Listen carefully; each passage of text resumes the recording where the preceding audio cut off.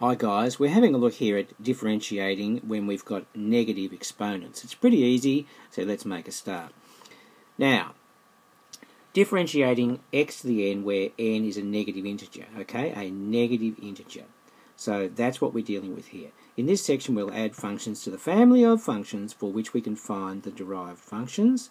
In particular, we consider functions which involve linear combinations. That's one term plus another term, for example x plus x to the minus 1 or something like that, of powers of x where a power may be a negative integer. For example, let's have a look at some. Now this is function notation, not our best friend, but we'll get to decipher it yet.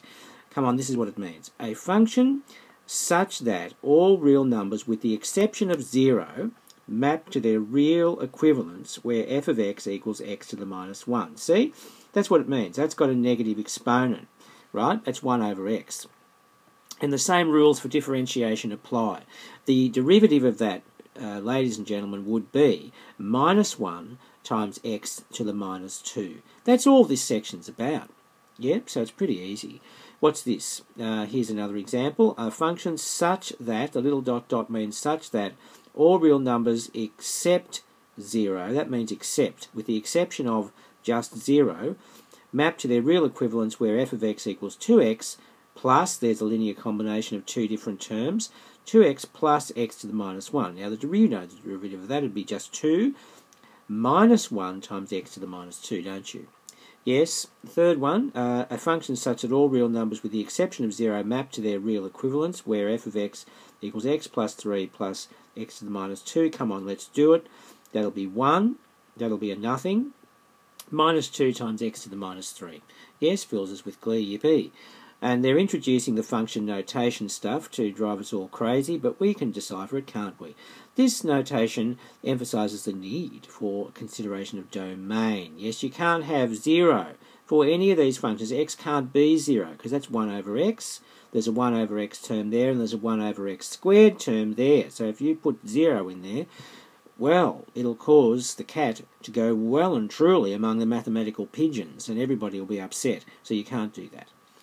In general, for f of x equals x to the n, where n can be positive or negative in this instance, the blue box appears, which says here, for f of x equals x to the n, f dashed of x, or the derivative function, would be still the same rule as we've been using up to now. So it'll be nx times n to the minus 1. It doesn't matter if n is positive or negative. That's what we're saying, right? Yes. And it makes no sense if n is 0, because that would just be x to the 0, which would be 1. So we're not dealing with that. We're dealing with actual x terms in there. Okay, if f of x equals 1, well, that's just a constant. So f dashed of x equals 0, we already know that.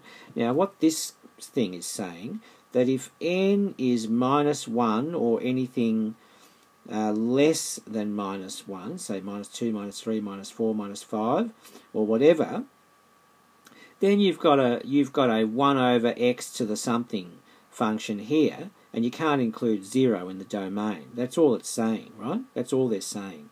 If n is greater than or equal to 1, then no problem. We can have all real numbers allowable in f of x, can't we? Yes, that's all that's saying. Come on, we'll get over the page and do some now. We've got function f such that all real numbers with the exception of 0 map to their real equivalents where f of x equals x to the minus 3. So it's a negative exponent. They're throwing a negative exponent at us, guys. We've got to find f dashed x using the definition, well, the first principles thing. We've got to find the derivative function by first principles using the limit stuff. It'll be a little bit more icky because we're dealing with something with a negative exponent, but we can still do it, can't we? Of course we can. There's our definition of f dashed x. Yes, okay.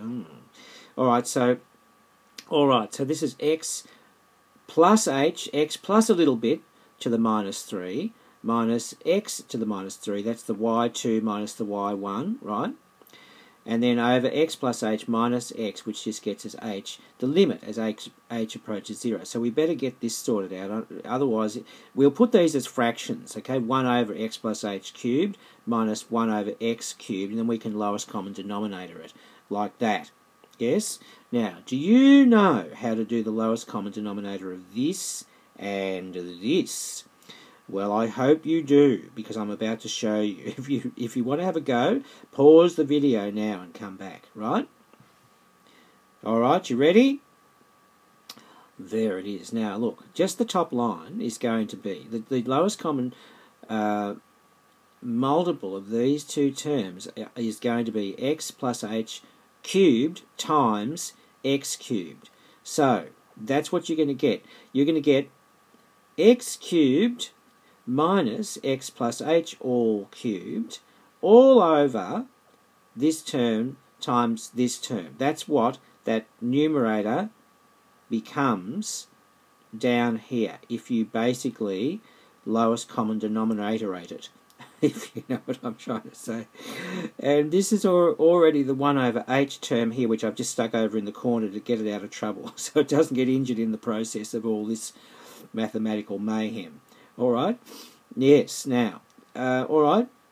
Now, if you didn't know how to do that, you better go and practice that, because it's really important to know how to do that. But now we're out of trouble, and we can multiply this out, because there's going to be an x cubed term which will cancel with an x cubed term in the expansion of this. So let's do that. There she be, Jim. Now, cancel. Thank you.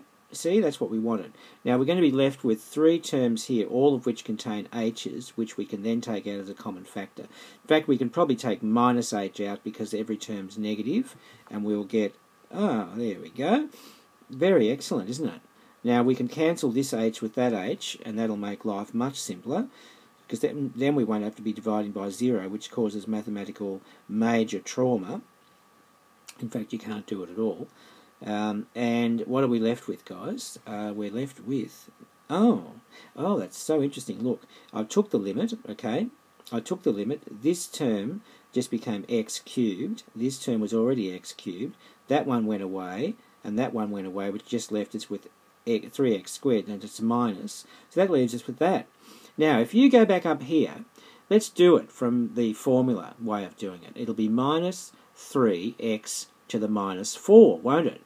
Of course it will, right, with our rule, and that's exactly what we're going to get up here, because x squared cancels with 2 of the x's in x to the 6, which just leaves x to the 4 on the bottom line, and that'll be 3x to the minus 4, minus 3x to the minus 4, which is exactly what we predicted just a second ago up there, right? So we've done it with first principles. The whole shooting match, we did it with first principles, and we still got the predictable result from the formula that we had been using prior to this video with just positive exponents of x. So the negative exponents work just fine. Yeah, they work just fine. Find the derivative of that beastie. We're being spared the function notation on this one, which is a blessing. Here we go. Y equals that. We know x can't equal 0. It's very obvious because we've got some negative exponents of x. Yes, now we'll just take the dy dx now. There it goes. There it goes. Did you notice this one? Okay, that's going to be minus 3 times minus 2, which is plus 6, x to the minus 4. That's going to be minus 1 times x to the minus 2, and this term just goes away. Hooray, today. Very good. Next one. Back into the function notation. A function such that all real numbers with the exception of 0 map to their real equivalents, where f of x equals 3x squared minus 6x to the minus 2 plus 1. Oh, look, this is just a piece of cake. No problem. So what do we got? That's f of x, so therefore, come on, let's do it before the next line gets revealed. It'll be 6x minus 12x to the minus 3, and the 1 will just go away. There it is. Yes, excellent, isn't it? Excellent.